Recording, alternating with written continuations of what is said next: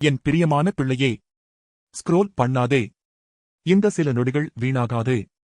நீ என்னை கேட்க நிற்கிற இந்த சிறிய நேரம் கூட உன் வாழ்க்கையில் பெரிய மாற்றத்திற்கான தொடக்கம் ஆகலாம். நீ சோர்ந்து போய் இருக்கிறாய் என்று நான் அறிவேன்.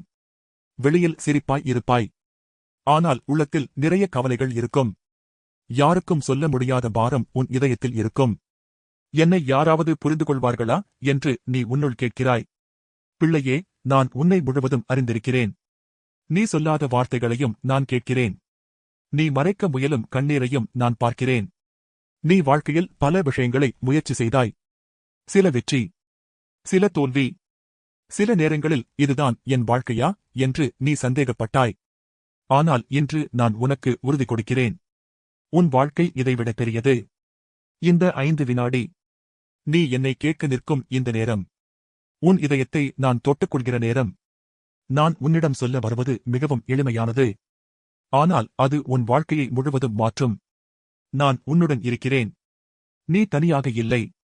நீ போராடும் ஒவ்வொரு நாளிலும் நான் உன்னுடன் இருக்கிறேன். நீ விழுந்தாலும் நான் உன்னை எழுப்புகிறேன்.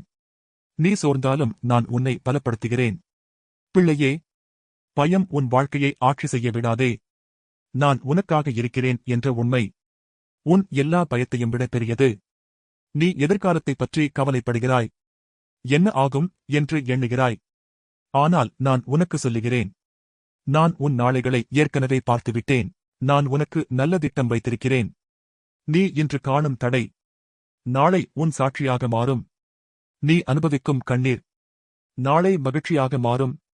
இந்த சில நொடிகளில் நான் உன் மனதில் நம்பிக்கையை விதைக்கிறேன். நீ இழந்தது எல்லாம் முடிவு அல்ல.